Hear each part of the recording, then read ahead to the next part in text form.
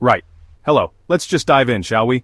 Take a good long look at the world. Today is September 7th, 2025. And right now, somewhere on this planet, a city is being shelled into rubble.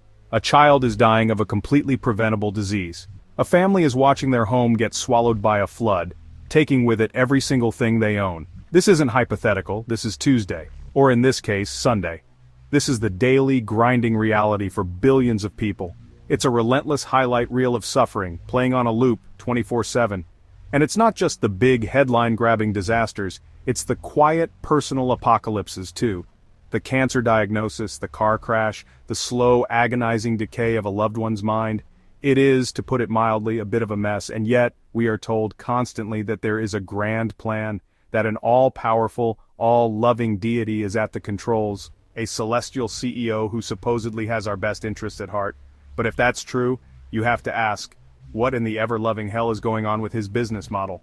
So, you have this world, which as we've established is basically a disaster movie directed by a sadist, and presiding over all of it supposedly is God, the big guy, the Almighty, the being whose resume includes all-powerful, all-knowing, all-loving.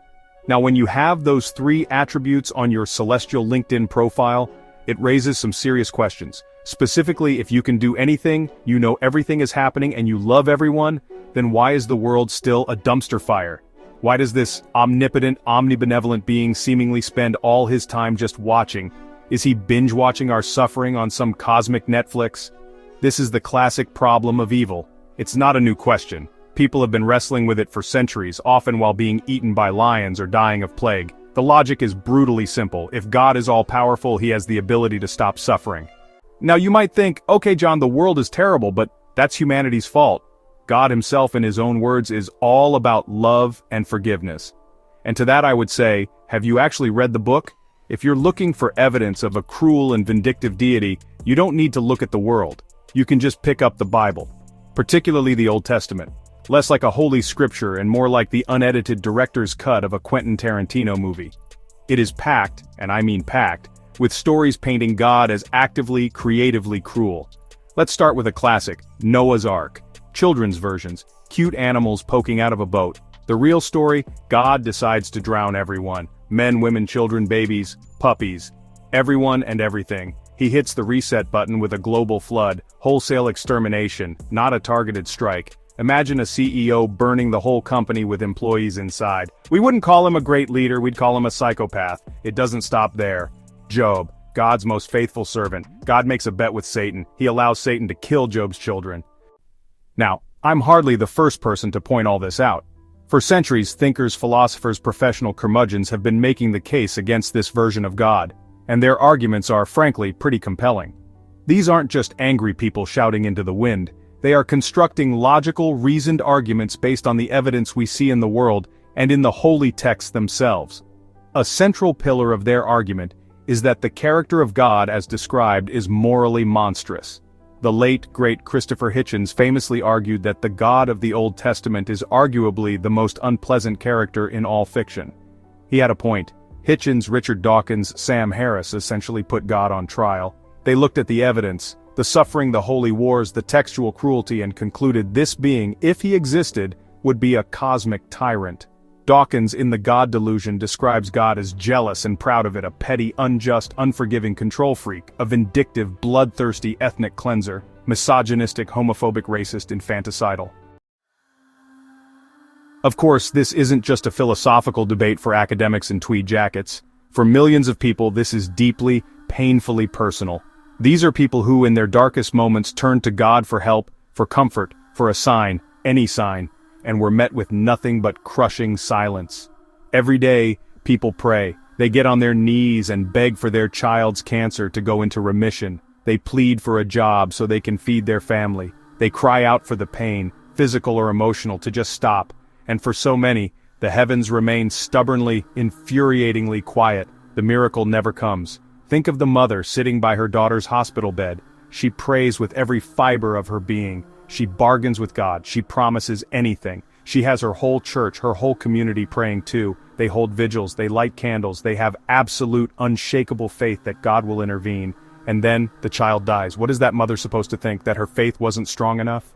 Faced with this mountain of evidence, the suffering world, the cruel texts, the personal anguish believers have, over the centuries, developed a series of defenses. Think of it as God's celestial PR department, working overtime on damage control. These are the arguments you hear trotted out whenever someone asks the tough questions. They are designed to patch the holes in the theological boat, to explain away the apparent cruelty and indifference. And while they might sound comforting at first, when you poke them, even gently, they tend to fall apart like a wet paper bag. The first and most common defense is the old classic: suffering builds character. Yes, the idea that pain is somehow good for us. It's a spiritual workout that makes our souls stronger. Now, while it's true that some people find strength in adversity, this argument has some massive problems.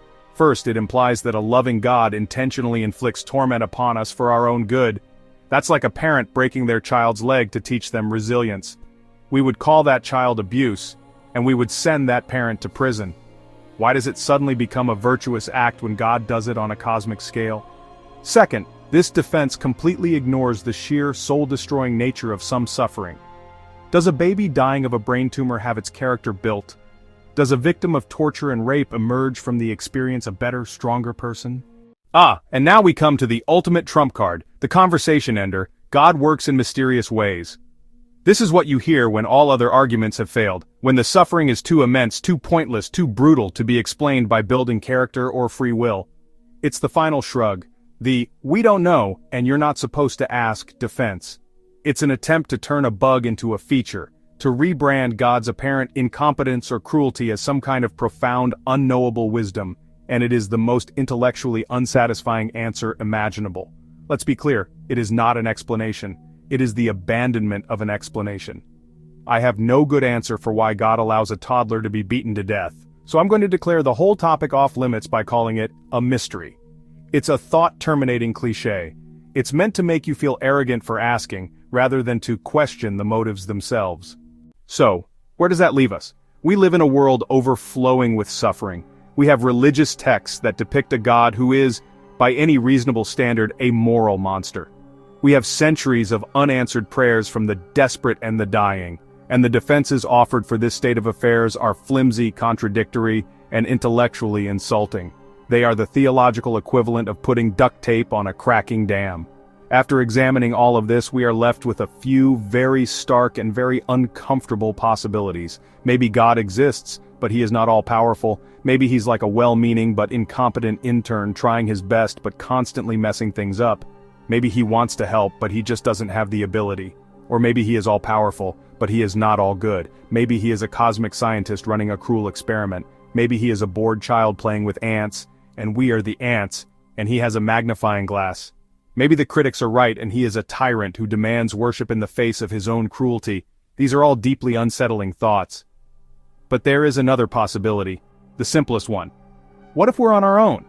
What if there is no divine plan? What if the universe is not guided by a loving hand but is instead a vast, impersonal, and indifferent place?